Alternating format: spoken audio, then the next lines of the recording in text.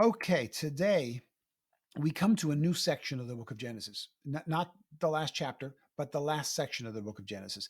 And it's really based on what's called the story arc. Every great story has a story arc. And while there are different formats, they almost all follow along with this basic story arc, which is first part, introducing the characters. Second part, the main playing out of the main plot. Then it leads to the climax. And most people, when they don't think it through, they think, oh, the story ends at the climax. And that's really not what happens. The climax is when the man and the woman who were separated in the main part of the story finally find each other and run towards each other on a windswept beach. Or when Luke blows up the Death Star, right? The bad guy is defeated. That's the climax. But you don't roll credits on the blowing up of the Death Star. There's something that happens after that. You have to see the reaction of others to the climax. You have to see the hero make his way back home again to his family after defeating the bad guy, right? Those kinds of things. You have to have a wedding after the man and woman find each other again after having been separated for a long period of time, right? So that part of the story actually has a name, and it's called the denouement, and we're going to be talking about that in a bit, because that's what we're going to be looking at for the next 5 chapters and the next 3 episodes together. So the chapter verses we're going to be looking at today, verses 46 and 47, is going to be Joseph's family settling in Egypt. As we said, last week we saw the climax where they realize Joseph is alive. He's the main guy in charge of Egypt now, only next to Pharaoh himself. Go, send him for my father, bring him back. We're going to settle you in the land. Whoo, emotional climax. But now we want to know, tell us the story about how he does that, how he gets back. So that's going to be today in chapters 46 and 47. So today, 46 and 47, but the entire thing, as we talked about, 46 through 50, the last chapters of Genesis, are this word denouement, right? And we'll put it up there because it's one of those things, English speakers, trying to get an English speaker to figure out how to spell denouement. Good luck. I had to Google it, right? But it's the denouement of Genesis. It's the closing of the story after the climax. In French, it literally means the untying. It's like you tied the whole story together towards the climax, and now you have to kind of untie it to release the tension for people as things go on. And as we said already, this sets up the entire story of Exodus as well. So what's happened so far? Joseph has been revealed as their brother. He's the number 2 most powerful man on earth. He sends carts from Egypt back to dad to make sure that dad and all of their important goods come back to Egypt so that he can take care of the family. And they get home. Dad believes that Joseph is alive after the proof that Joseph sent with him. And then we get to this. Chapter 46, verse 1. So Israel set out with all that was his, and when he reached Beersheba, he offered sacrifices to the God of his father Isaac. And God spoke to Israel in a vision at night and said, Jacob, Jacob. Here I am, he replied. I am God, the God of your father, he said. Do not be afraid to go down to Egypt, for I will make you into a great nation there. I will go down to Egypt with you, and I will surely bring you back again, and Joseph's own hand will close your eyes. There's a bunch going on here, but just let me walk you through some of the key events. First of all, they stop at Beersheba. They're heading from where they live to Egypt. On the way, they pass through Beersheba. And Beersheba, it means the well of the oath. This, if you remember it from before, this is the well where Abraham made a peace covenant with the king Abimelech in Genesis chapter 20. So this is that place. It's come back up again. At Beersheba, this place where oaths are made, Jacob, also called Israel, asks God basically, should I be going to Egypt? Is this okay? And God tells him yes. Really important thing, because I want you to note something about verse 4. He says, I will go down to Egypt with you, and I will surely bring you back again. That's huge, because I want you to remember this. We'll be seeing this a lot in the next few weeks. Remember who the first readers of Genesis are. Moses writes this as they're wandering in the 40 years in the wilderness. It is read to them before they go into the promised land. So the first people to read this are the people who are being released from Egypt after 400 years of slavery to go back to the promised land. So it's important for them to understand this is God fulfilling his promise. God promised hundreds of years before the first people read this, in this story now in 46:1, I will go down to Egypt with you, and I will surely bring you back again. God's timing is not always our timing. 400 years is a long time to wait. Okay. But his promises are always fulfilled. God's timing is not our timing. He's more patient than we are. He's also, at times, it seems like he's more in a rush than we are. There's a whole bunch of hurry up and wait with God because he's on a different time clock than we are, because he's got a wisdom and a perspective about things that's far bigger than what we have. Okay. So this was probably read to them at the entrance, about to go into the promised land, just before Moses left them after 400 years in the wilderness. And they realize, hey, we are about to fulfill a 400-year promise that God gave our people. It's an extraordinary thing. Chapter 46 now, verse 5. Then Jacob left Beersheba, and Israel's sons took their father Jacob and their children and their wives in the carts that Pharaoh had sent to transport him. So Jacob and all his offspring went to Egypt, taking with them their livestock and the possessions that they had acquired in Canaan. Jacob brought with him to Egypt his sons and grandsons and his daughters and granddaughters, all his offspring. So they go to Egypt, and let's pause here for a moment about this whole idea of Egypt. The ongoing relationship between Israel and Egypt is a big part of the entire Bible story. It comes up over and over again. Abraham has already run there when he shouldn't because of a famine, which is why it's important that Jacob checked in and went, God, is it okay that I go? Because when Grandpa Abraham went, he wasn't supposed to, okay? That was where he lied about Sarai one of the 3 times that he said, oh, no, Sarah, she's my sister, right? That was, one of those was in Egypt, right? And there's going to come a time later on after this story where they're going to want to go back to Egypt because they're wandering in the wilderness and they're hungry and they're tired and they're thirsty. Okay. Later on in the New Testament, even Jesus's family flees to Egypt for refuge. Right. Egypt and Israel have a very fascinating give and take history all the way through the Bible.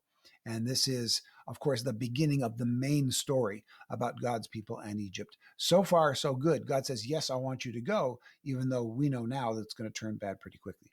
For the next bunch of verses 8 through 25, is just a list of all the people who went. So I'm not going to read all that to you. First of all, I don't want to have to be responsible to pronounce all those names. And secondly, it's really not that interesting to hear. It's great for study. Scholars go there and connect those names and connect them to places and times and history. So it's hugely historically important. It's just not all that exciting to read.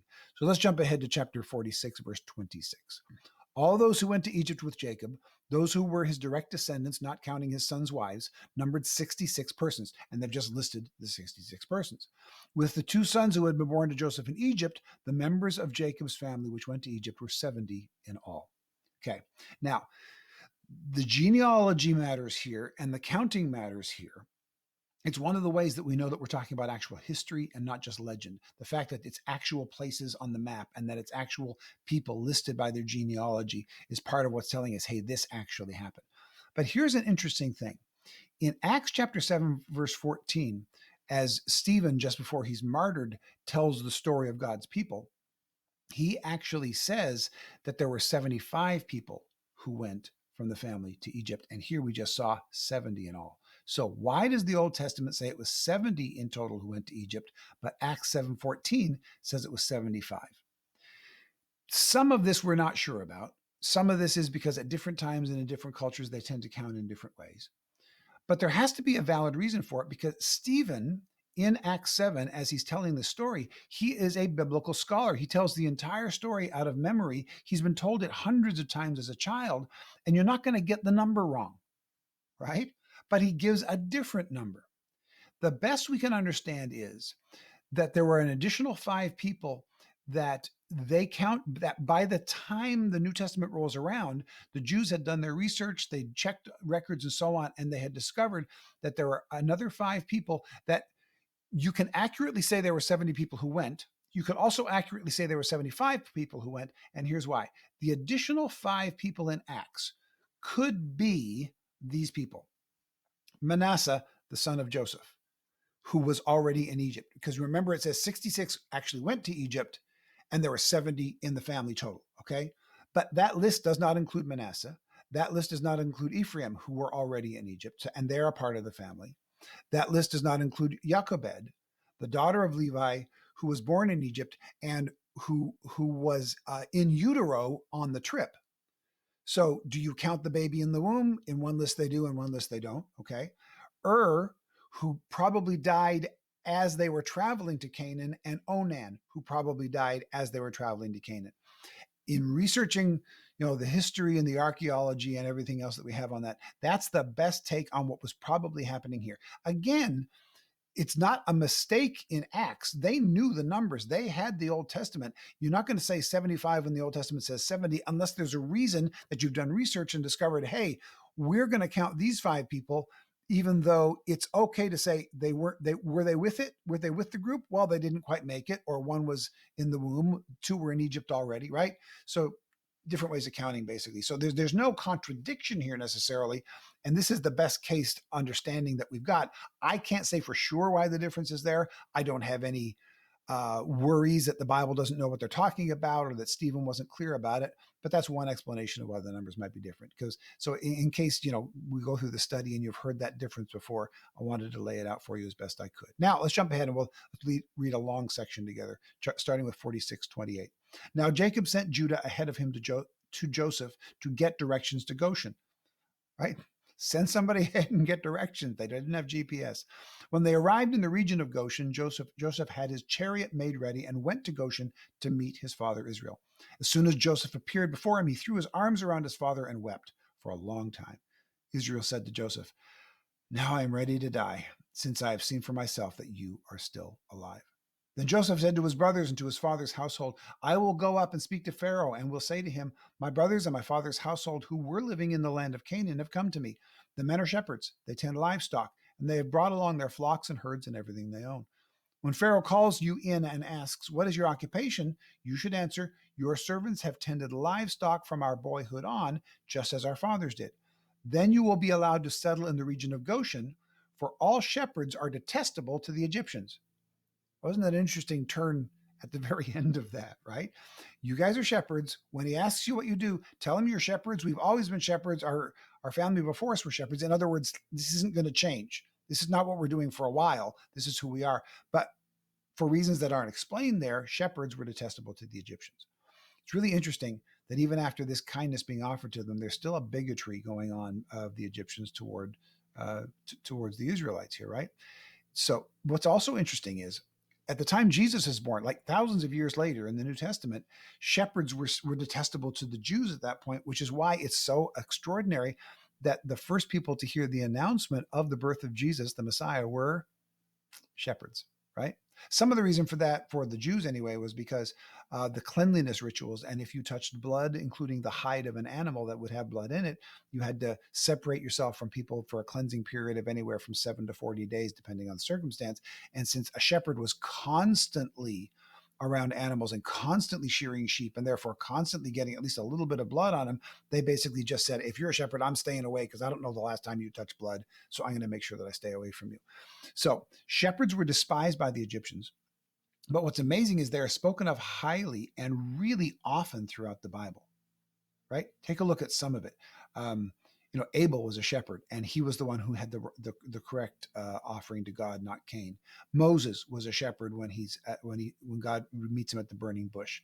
At the Passover, they are to offer a lamb, which means from shepherds. David was a shepherd. 7 of the books of the prophets at the end of the Old Testament use positive images of shepherds to tell the story. At Jesus' birth, shepherds show up. John the Baptist said, "Behold the Lamb of God who takes away the sin of the world." Jesus calls himself the Good Shepherd, calls us the sheep of his pasture. Jesus tells the parable of the shepherd who leaves the 99 to go get the one sheep who's been lost, right? In Revelation, Jesus is called the Lamb who was slain before the foundation of the world, right? So it's fascinating because God always elevates those who are despised by others. Shepherds were despised by the Egyptians. Shepherds were later on despised by the Jews. It would be very easy in that situation to start despising yourself and thinking that what you do is of no value. And so I think that's on purpose why Jesus said, you know what? The lowest people around here are considered, the shepherds are considered the lowest people around here. I'm going to elevate them through my entire book. I mean, it's hard to imagine an imagery or an occupation that is mentioned more often and more positively in Scripture than shepherds, even while they're despised by everybody else. It's just one of those wonderful pictures of how God elevates those that some people would want to despise. From there, we jump to chapter 47, verse 1. Joseph went, I'll bring that map up in a moment here. Joseph went and told Pharaoh, my brothers and fathers with their flocks and herds and everything they own have come from the land of Canaan and are now in Goshen. And this is why we'll put the map up here for you. Where was Goshen? So here's a map that we found. You'll see, let me see if I can find it for you on here. There we go. So obviously it's there. This is Egypt. This is Cairo, modern day Cairo today. This is the Nile River. So this is the Mediterranean Sea. Over here is Jerusalem and Israel. So they moved from here, went to Beersheba on the way right here, cut across what today is Saudi Arabia, cut across this here would be, oh, there's the Suez Canal right there, okay, the Red Sea, and find themselves here. This is where they want to be. This is the best grazing and farmland in Egypt. And that's why Joseph said, make sure you tell them your shepherds that want to separate themselves from you. They'll send you here because everybody else wants to live around Cairo in the city. You want the good grazing land for your sheep. So that's why they send them there. Okay. So that's where that is, to Goshen. Verse 2. He chose 5 of his brothers and presented them before Pharaoh. Pharaoh asked the brothers, what is your occupation? Your servants are shepherds, they replied to Pharaoh, just as our fathers were. They also said to him, we have come to live here for a while because the famine is severe in Canaan, and your shepherds' flocks have no pasture. Your servants' flocks have no pasture. So now, please let your servants settle in Goshen. Pharaoh said to Joseph, your father and your brothers have come to you, and the land of Egypt is before you. Settle your father and your brothers in the best part of the land. Let them live in Goshen. And if you know of any among them with special ability, put them in charge of my own livestock. This is a really gracious response from Pharaoh. And why not? Joseph has really been good for him, okay? So they respond to the question as Joseph tells them to. They end up finally in the land of Goshen, the best part of Egypt, certainly the best part of Egypt for them, okay? Now, also, it will be convenient when the Exodus does come in the book of Exodus. You'll notice where they are. They are at the closest spot to crossing over the river. So the rest, Pharaoh's army is here. They're here. They've got to cross this. So they've got a head start, right? So God was already playing the long game 400 years ahead of what he was going to do to bring them where he needed to bring them at the time they needed to go there. Okay. So let's continue on, chapter 47, verse 7. Then Joseph brought his father Jacob in and presented him before Pharaoh. After Jacob blessed Pharaoh, notice who's blessing who? Jacob, because he's older, is blessing Pharaoh. Even though Pharaoh's powerful, the older blesses the younger. Pharaoh asked him, how old are you? And Jacob said to Pharaoh, the years of my pilgrimage are 130. My years have been few and difficult, and they do not equal the years of the pilgrimage of my fathers. Then Jacob blessed Pharaoh and went out from his presence. So Joseph settled his father and his brothers in Egypt, and gave them property in the best part of the land, the district of Ramses, as Pharaoh directed. Joseph also provided his father and his brothers and all his father's household with food according to the numbers of their children. So the district of Ramses is part of Goshen, but it's the part of Goshen closest to Cairo, which of course is where Joseph is living, because Joseph is in charge of the government stuff that has to happen in Cairo. Okay? Verse 13. There was no food, however, in the whole region because the famine was severe. Both Egypt and Canaan wasted away because of the famine. Joseph collected all the money that was to be found in Egypt and Canaan in payment for the grain that we're buying, and he brought it to Pharaoh's palace. All the money from Canaan and Egypt. Did you hear that? All of it. 15. When the money of the people of Egypt and Canaan was gone, all Egypt came to Joseph and said, give us food. Why should we die before your eyes? Our money is all gone. Verse 16. Then bring your livestock, said Joseph. I will sell you food in exchange for your livestock since your money is gone. So they brought their livestock to Joseph, and he gave them food in exchange for their horses, their sheep and goats, their cattle and donkeys. And he brought them through that year with food in exchange for all their livestock. This sounds mean, but it's not, because if you don't have food and you've got livestock, you want the livestock where the food is. He's preserving the nation by taking the livestock where he can feed them. Otherwise, if the livestock are slaughtered and their money is all gone, it's even worse. So it sounds opportunistic, but it's not what he's doing, which we'll see in a moment. Chapter 47, verse 18. When that year was over, they came to him the following year and said, we cannot hide from our Lord the fact that since our money is gone and our livestock belongs to you, there is nothing left for our Lord except our bodies and our land. Why should we perish before your eyes? We and our land as well. Buy us and our land in exchange for food, and we with our land will be in bondage to Pharaoh. Give us seed so that we may live and not die, and that the land may not become desolate. So they offer their land, they offer themselves in slavery. That's how desperate they are. That's how bad the famine is. Verse 20 of chapter 47. So Joseph bought all the land in Egypt for Pharaoh. The Egyptians, one and all, sold their fields because the famine was too severe for them. The land became Pharaoh's. And Joseph reduced the people to servitude from one end of Egypt to the other. However, he did not buy the land of the priests because they received a regular allotment from Pharaoh and had food enough from the allotment Pharaoh gave them. That is why they did not sell their land. So note here the exception for the priests. These are pagan priests, obviously, but Joseph provides that, and we'll talk about why in a moment. Okay. But so here's Joseph. He knows he has complete control of all the money, all the crops, all the animals, all the land, and all the people. It's complete and absolute domination. So what does he do with that kind of power? 47:23. Joseph said to the people, now that I now that I have bought you and your land today for Pharaoh, here is seed for you so that you can plant the ground. Dictators, bad folks don't do that. At that point, once I've got my heel on your head, I'm going to grind it into the dirt. He goes, no, you're in a bad way. Here is seed. Basically, you can't pay me anything now. There's nothing left, but here's some seeds you can plant in the ground. Verse 24. But when the crop comes in, give a fifth of it to Pharaoh. The other 4/5 you may keep as seed for the fields and as food for yourselves and your households and your children. You have saved our lives, they said. May we find favor in the eyes of our Lord. We will be in bondage to Pharaoh. So Joseph established it as a law concerning land in Egypt, still in force today, as in when this was written, as in when they're about to go back into the promised land 400 years later. So this lasted for at least 400 years, that a fifth of the produce belongs to Pharaoh. It was only the land of the priests that did not become Pharaoh. So a couple of interesting things happening here, kind of financially and morally as well. First of all, he could have continued to abuse and brutalize them. And he said, no, I'm going to use this opportunity to help you. He has extraordinary power. And he says, you know what? I'm going to create a better system than the one that put us in famine. And what they had been living under before was a feudal system. They had lords over all of the serfs and the slaves. And so most of the people were in slavery already. And now everybody was in slavery, including, the middle managers, basically. Everybody's in the same boat.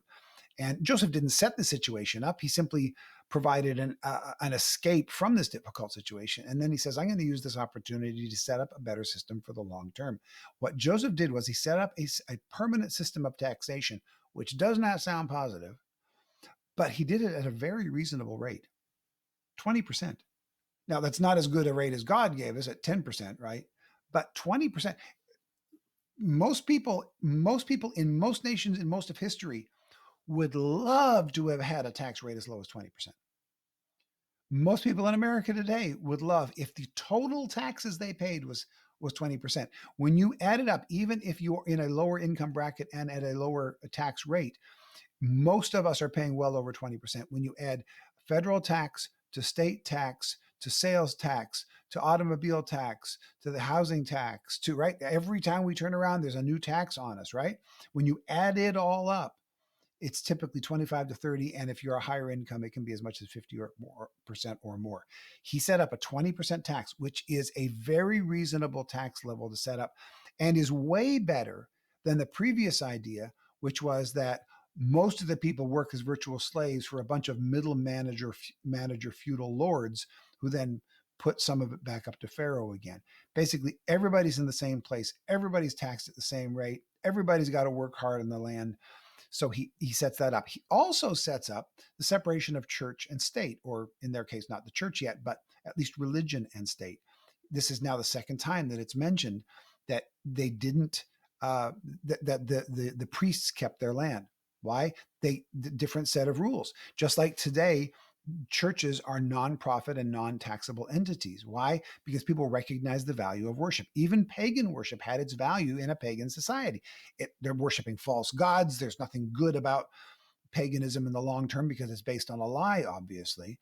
But even Joseph recognized, and he really set up, I think for the first time that I know of in history, a different financial situation for the priests and sets up what we would today call the separation of church and state.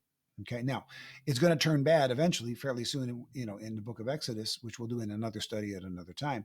But for now, it's good. So now we go to chapter 47, verse 27. Oh, wait a second here. Did I miss one?